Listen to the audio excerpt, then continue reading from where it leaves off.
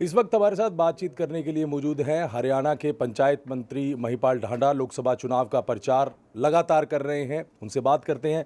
Sir, आप लोकसभा चुनाव में प्रचार में जा रहे हैं, किस तरह की स्थिति देख रहे हैं और क्या दावे हैं? जनता में बहुत ज़बरदस्त उत्साह है। आज से पहले ये कांग्रेस के लोग या दूसरे अन्य दलों के लोग झूठ बोल के लोगों को उल्लू बनाया करते।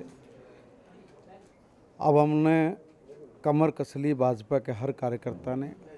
हमारी टीम नीचे तक बिल्कुल तैयार है। लोग हमारे को आशीर्वाद देने के लिए तैयार बैठे हैं।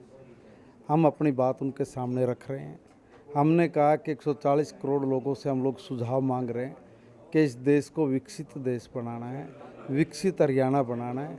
विकसित देश बनाने का मतलब है कि इस देश में सब तरह की समस्याओं से मुक्त होना, अच्छा जीवन स्तर हो, खुशहाल जीवन हो, समृद्ध परिवार हो। इन सब योजनाओं को लेके जो भी चीज़ें इनको करने में आएंगी, जो योजनाएं जो पॉलिसीज़ बनानी होगी, हम लोग उनको बनाते हुए अपने इस संकल्प को पूरा करेंगे। ये सपना है 140 करोड़ लोगों का और देश के प्रधानमंत्री आदरणीय नरेंद्र मोदी जी का। हम सब लोग आदरणीय नरेंद्र मोदी जी के साथ मिलकर इस संकल्प को सिद्धि तक लेके जाने के लिए कमर कसकर अपने मैदान में उतरे हुए हैं। कांग्रेस ने अभी तक अपने प्रत्याशी डिक्लेयर नहीं किए हैं। रोजाना बैठक होती है, सीएसी की मीटिंग होती है, आज लिस्ट आएगी, कल लिस्ट आएगी, वजह क्या लग रही है? वो लगे हुए हैं अपने लोगों को मनाने में। मुझे लगता है कि उनके लोग शायद 1-2 दिन में मान जाएंगे। अभी वो लोग थोड़े से कन्नी काट रहे हैं चुनाव लड़ने से। वो कहते हैं कि जी सुरजेवाला जी लड़ लें, सुरजेवाला जी कह रहे हैं कि जी दीपेंद्र हुड्डा जी लड़ लें, दीपेंद्र हुड्डा जी कह रहे हैं कि किरण चौधरी जी लड़ लें।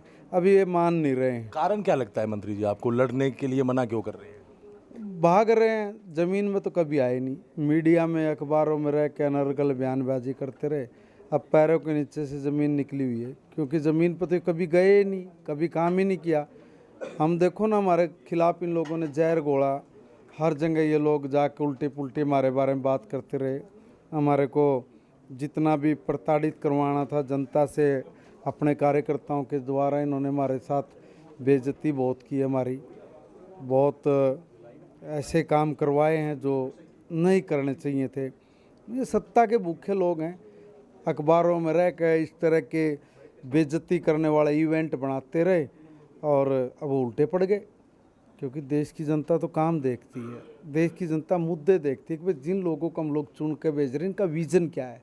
आपने सुना है इनका कोई विज़न हो?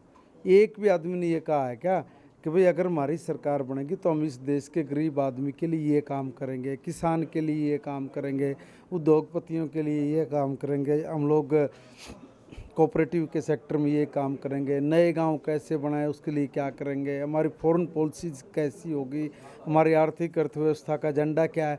कभी आज तक आपने इंडी गठबंधन गठबंधन के किसी नेता से ऐसी बात सुनी है? हमारा हर नेता इन तमाम इश्यूज़ को लेके देश की जनता के सामने रूबरू हो रहा है।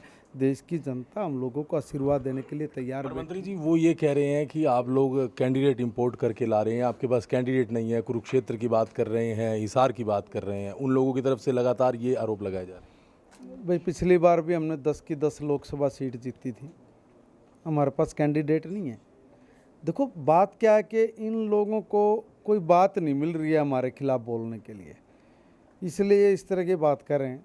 अब कोई इनसे पूछने वाला हो, जो आदमी अपने दल के इतने नेता जो छोड़ के इधर उधर भाग के आए हैं वो भी काबू नहीं कर पाए। अब इनका देख लो आप, इनका हाल क्या है कि भाई अपने लोगों को काबू नहीं कर पा रहे हैं, अपने लोगों को समझा नहीं पा रहे, अपने लोगों को ये रोक ही नहीं पा रहे हैं। अब ये इस तरह की बात कह रहे हैं कि जी ये बीजेपी वालों ने ले लिए, ये ले लिए। भाई हमारे तो दरवाजे खुले हैं, तुम भी आ जाओ, हम तो तुम्हें भी ले लेंगे। भाई हमारे तो लोकतंत्र है पार्टी में, वो आना चाह रहे थे हम तो उनको भी लेंगे। हमारे लिए कोई मनाही नहीं है। जो उचित लगेगा उसको टिकट भी देगी पार्टी। ये माननीय पार्लियामेंट्री बोर्ड है हमारा, उसका निर्णय है। माननीय प्रधानमंत्री नरेंद्र मोदी जी ऐसे नेता हैं जो हर व्यक्ति की प्रतिभा से समझते हैं, उसको जानते हैं, किस में कितना पोटेंशियल है, उसको उसी हिसाब से जिम्मेदारी देकर काम पे लगाते हैं। बहुत बड़े विजनरी देश के एक संत प्रधानमंत्री भारत को मिले हैं जिसको सारी दुनिया सलाम ठोकती है। चलिए, बहुत बहुत धन्यवाद। तो बिल्कुल पंचायत मंत्री का दावा है कि हरियाणा की 10 लोकसभा सीट पर बीजेपी चुनाव जीतने वाली है और साथ ही साथ इनकी तरफ से कांग्रेस पर भी निशाना साधा जा रहा है और कहा जा रहा है कि कांग्रेस के दिग्गज नेता क्यों चुनाव लड़ने से मना कर रहे हैं। चंडीगढ़ से वीडियो जर्नलिस्ट जितेंद्र हंस के साथ नकुल जसूजा, MH1 न्यूज़।